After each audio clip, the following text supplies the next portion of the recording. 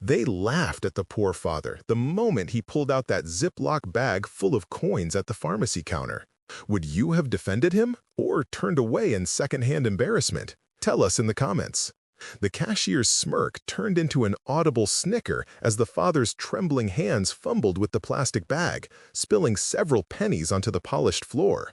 But no one in that crowded pharmacy was ready for what would happen next. The father, dressed in a faded blue shirt with frayed cuffs and pants that had seen better days, looked painfully out of place under the bright fluorescent lights. His weathered face flushed crimson as he bent down to retrieve the scattered coins, his knees cracking audibly in the sudden silence. The prescription paper in his other hand crumpled slightly from his tight grip. "Sir, there's a line forming," the young cashier said, making no effort to hide her irritation.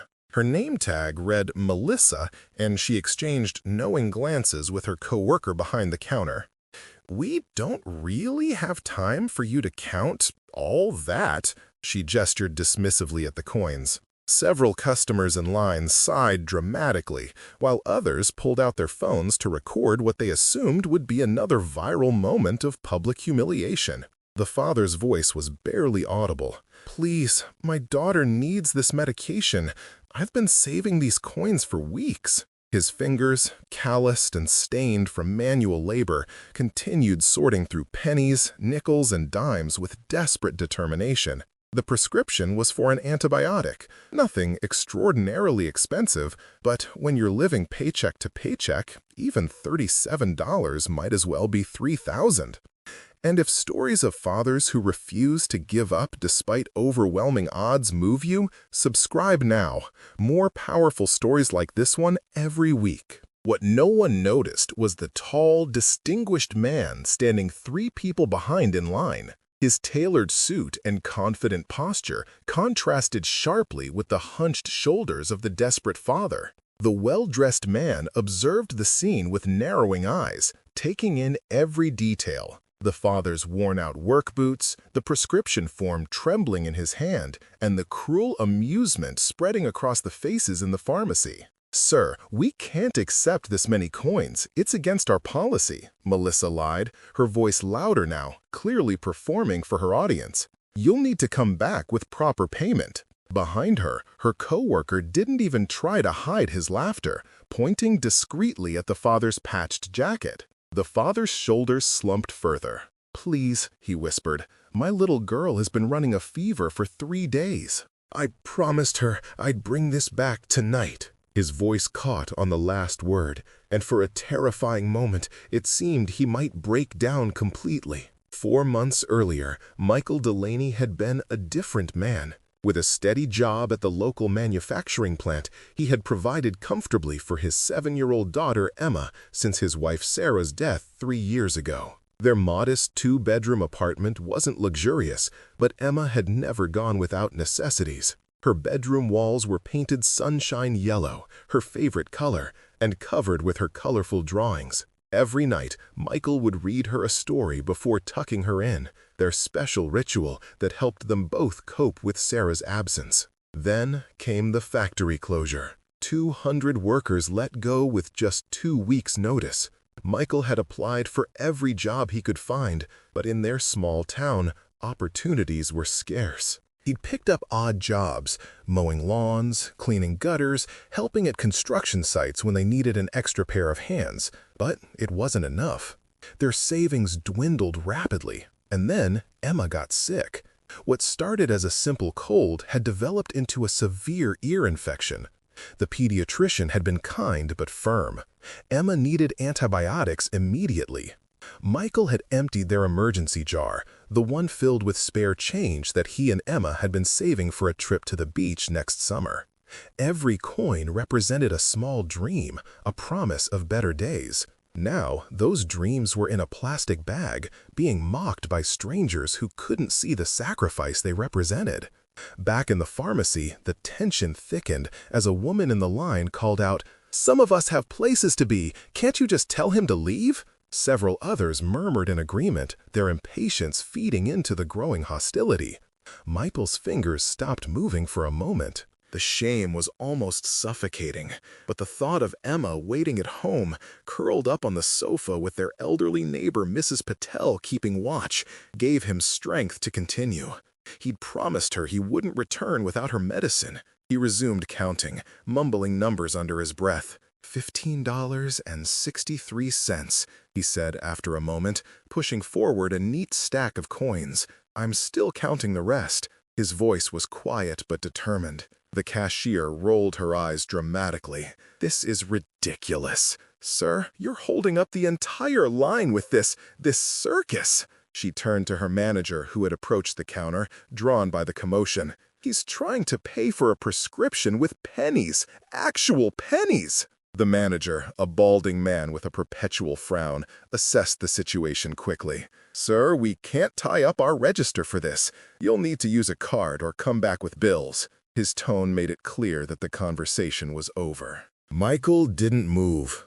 I don't have a card anymore, or bills. This is all I have. The admission seemed to physically pain him, but his eyes remained fixed on the medicine behind the counter, so close yet impossibly far. Someone in line shouted, "Just kick him out already!" Another added, "Some people have no shame."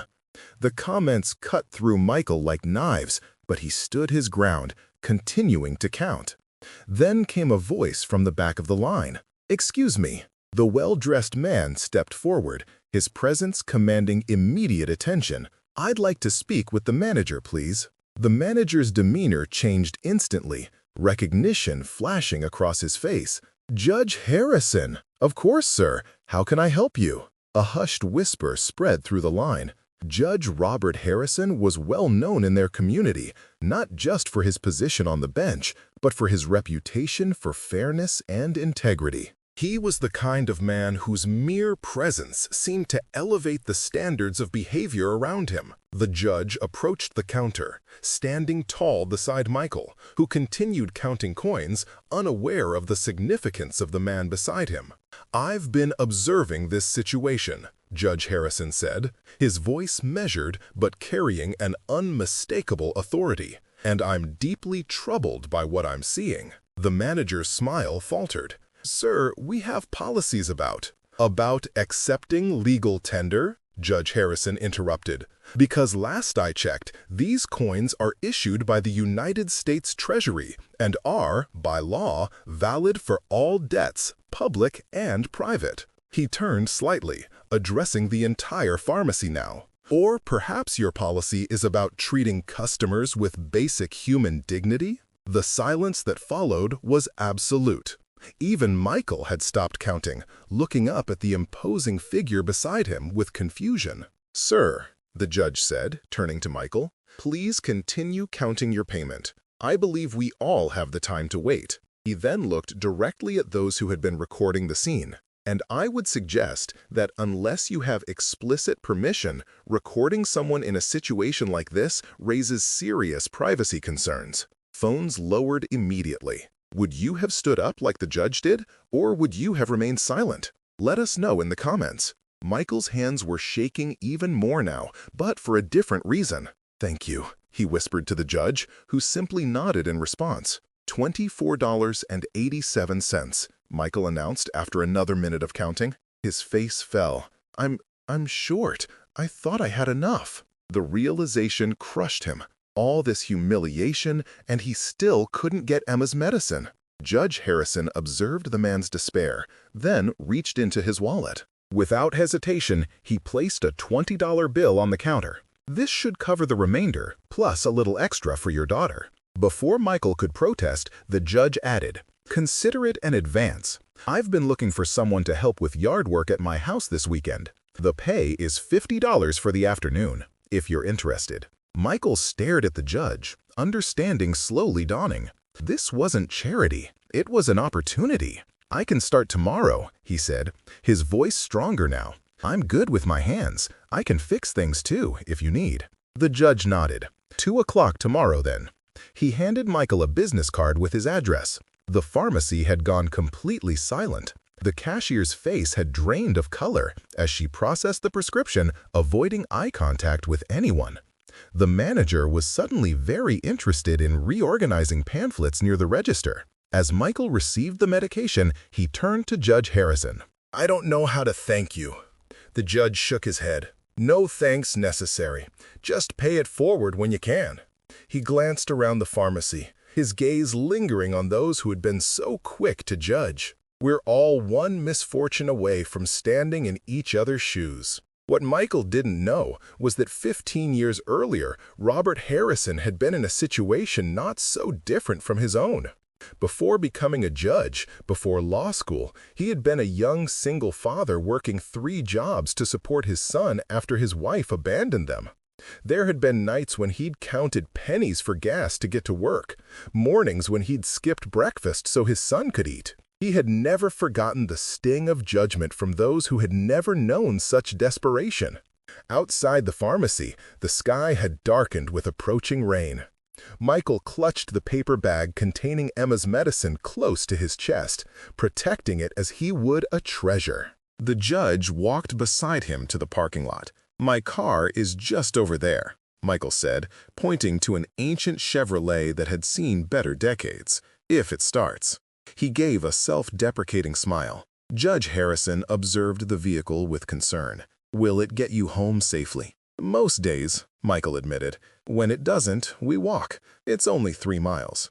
He said this without self-pity, as though walking 3 miles with a sick child was simply what one did when necessary. The judge seemed to make a decision. "Mr.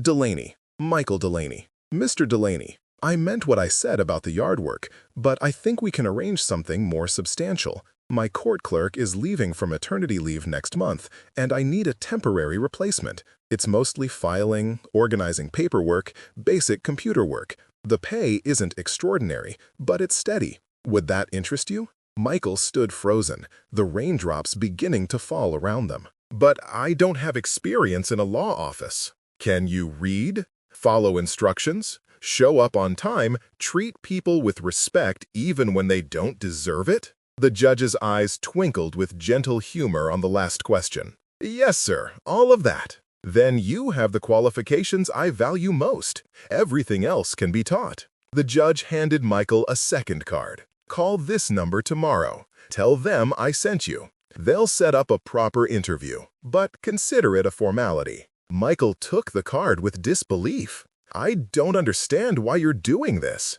Judge Harrison looked up at the darkening sky, raindrops speckling his expensive suit. "Because many years ago, someone did something similar for me when I needed it most." He looked back at Michael. "And because your daughter deserves to see that her father's dignity matters in this world." The first real smile in months spread across Michael's face. "Emma, her name is Emma. A beautiful name," the judge replied. "Now get that medicine home to Emma before this rain gets worse." As Michael drove away, the ancient Chevrolet protesting with every turn, Judge Harrison watched from under the pharmacy awning. He thought about the people inside who had been so quick to judge a man at his lowest moment. He thought about his own son, now a successful doctor in Boston, who had never forgotten the lessons of those hard years. And he thought about how easily fortune's wheel turns, bringing the mighty low, and sometimes, if justice prevails,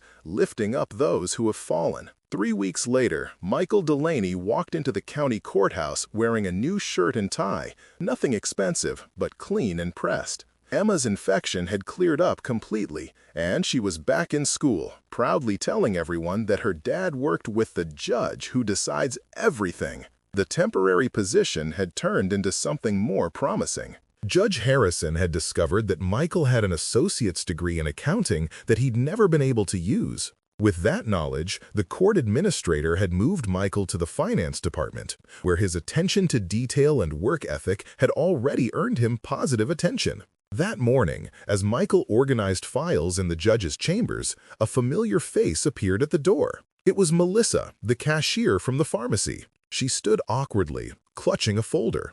"I have documents for Judge Harrison," she said, not meeting Michael's eyes. Michael nodded professionally. "He's in court until noon. I can make sure he receives them." She hesitated before handing over the folder. I owe you an apology for how I treated you at the pharmacy." Her voice was barely audible. Michael accepted both the folder and the apology with grace. "We all have bad days." "It wasn't just a bad day," she admitted. "I was cruel because I could be, because it made me feel powerful when I'm not." She finally looked up at him. "I didn't know you'd be here." Michael placed the folder on the judge's desk. Life has interesting ways of bringing people together again. He thought for a moment, then added, "Judge Harrison says we're all one misfortune away from standing in each other's shoes. I think he's right." Melissa nodded, tears forming in her eyes. "My brother just lost his job. He has 2 kids. I understand better now." Michael reached into his desk drawer and pulled out a business card. "The warehouse on Elm Street is hiring. The pay is decent, and they don't require much experience. Tell your brother to mention my name." Melissa took the card, surprise evident on her face. "Why would you help me after how I treated you?" Michael thought about Emma, about the lesson he wanted his daughter to learn from all this. Because holding on to anger only weighs down the person carrying it. He smiled slightly. "And because someone recently showed me what it means to lift others up instead of pushing them down." As Melissa left, Judge Harrison appeared in the doorway, having witnessed the exchange. "That," he said quietly, "is why I knew you were the right person for this office." Michael straightened the papers on his desk. "I'm just trying to be the kind of man my daughter can be proud of." "I'd say you're succeeding." The judge placed a hand on Michael's shoulder. "And speaking of Emma, don't forget she's welcome to join the court's family day next Saturday. My grandson will be there. He's about her age." Later that evening, as Michael and Emma walked through their neighborhood, the Chevrolet having finally given up the ghost, Emma skipped ahead, her yellow backpack bouncing with each step. "Dad," she called back, "Mrs. Patel says you're a phoenix." Michael laughed. "A what?" "A phoenix. It's a bird that burns up and then comes back even stronger from its ashes." She ran back to him, taking his hand. "Are you a phoenix, Dad?" Michael looked down at his daughter. Healthy, happy, her eyes bright with admiration for him despite everything they'd been through. He thought about the coins he'd counted in that pharmacy, about the rain falling on Judge Harrison's expensive suit, about the new jar on their kitchen counter already filling with coins, not for emergencies this time, but for that beach trip they still planned to take. "Maybe we both are, sunshine," he said, squeezing her small hand in his. "Maybe we all can be, if we're brave enough to rise." As father and daughter continued their walk home, the setting sun cast long shadows behind them, shadows that seemed to shrink with each step forward they took. Never judge someone at their lowest moment. You don't know who might be watching, or how quickly fortunes can change. The world has a way of balancing its scales when we least expect it. If this story moved you, subscribe now for more powerful stories every week, and click on the video on the screen to watch the next one with a twist so powerful you'll never forget it.